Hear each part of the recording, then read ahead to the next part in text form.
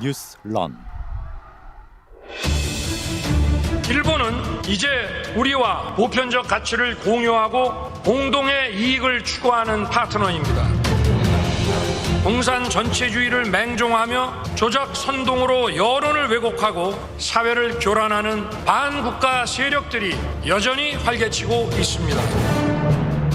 어느 시대를 살고 있으며 도대체 무엇을 보고 듣는 것입니까? 극우 유튜버 채널에 심취해 유신 독재 시대를 살고 있는 것은 아닌지 깊이 의심됩니다.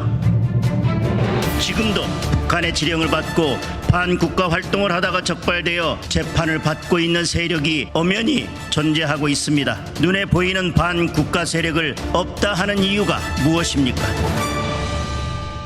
윤석열 대통령의 광복절 경축사 최인수 기자와 조금 더 짚어보겠습니다. 최 기자. 네. 자, 반국가 세력 도대체 누구를 지칭한 겁니까? 네, 구체적으로 언급은 하지 않았습니다. 다만 이제 경축사를 보면 공산 전체주의 세력은 늘 민주주의 운동가, 인권 운동가, 진보주의 행동가로 위장하고 허위 선동과 야비하고 폐륜적인 공작을 일삼아 왔다, 이런 문장이 있는데요. 예. 이제 이게 정부의 비판적인 야당, 시민사회, 노동단체, 언론 등을 싸잡아 지칭한 것으로 평가되고 있어서 논란이 되고 있습니다.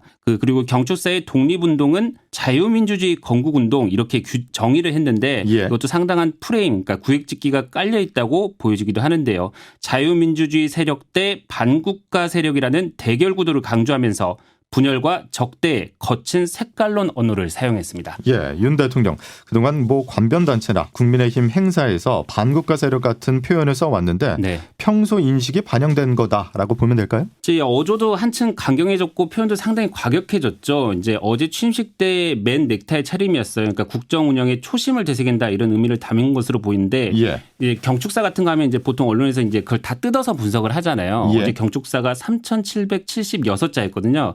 여기 이제 자유가 27차례로 가장 많이 등장을 했고 예. 지난해 경축사 때는 33번 외쳤습니다. 그리고 이제 공산이 8번, 특히 이제 공산 전체주의가 6번 나왔고 반면 통일과 통합은 단 한 차례도 등장하지 않았습니다. 그 연설문을 보면 이제 우리 사회 구성원을 뜻하는 우리라는 단어가 16번 등장을 하는데 예. 통합과 협치의 메시지였다, 이렇게 볼 수 있을지는 의문입니다. 알겠습니다. 네.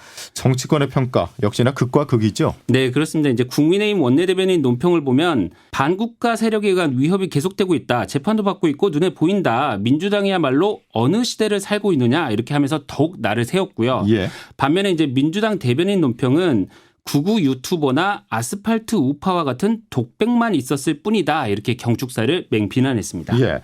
광복절 경축사에서는 보통 한일 관계에 대한 언급이 있기 마련인데 네, 일본은 그렇습니다. 공동 이익을 추구하는 파트너라고 규정을 했습니다. 그리고 후쿠시마 오염수 방류에 대한 언급은 전혀 없었고요. 네, 이제 이틀 뒤 18일에 한미일 정상회의를 앞두고 안보 협력 강화를 강조를 했습니다. 일본을 말씀하신 대로 공동의 이익을 추구하는 파트너로 규정을 했고 예. 이제 1년 전 광복절 때는 힘을 합쳐야 할 이웃, 이런 표현이 있거든요. 한 발 더 나아가서 한일 관계를 이제 미래 지향적 관계로 봐야 한다, 이런 인식을 거듭 보였는데요. 예. 그 강제동원 제3자 변제안도 이제 작년에 그때 나왔었잖아요. 예. 그 현 정부 들어서 양국 간 셔틀 외교를 재개하고 미국과 함께 안보 협력을 강조했던 만큼 이 같은 대외 정책이 반영된 것으로 보입니다. 예, 분명히 미래에 방점을 찍는 모습인데 그런데 일본 기시다 총리 야스쿠니 신사의 공물을 복내지 않았습니까? 네, 일본 언론들이 이제 전범 합사된 야스쿠니 신사의 공물을 보냈다, 기시다 총리가 이렇게 보도를 했고 현재 예. 강요 참배도 4년 연속 이어졌고요.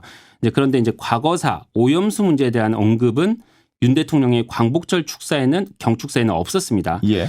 역대 대통령들이 이제 광복절 경축사에서 일본군 위안부, 역사 인식, 역사 교육, 이렇게 직간접적인 한일 과거사에 대한 언급을 했지만 이번은 아니었습니다. 예.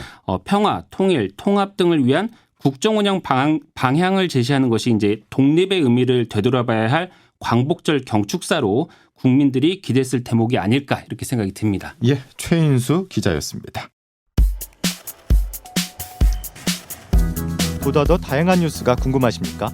출근길 오전 7시 CBS 라디오 표준 FM 김덕기의 아침 뉴스에서 확인하실 수 있습니다. 핵심만 담은 뉴스가 여러분을 기다립니다.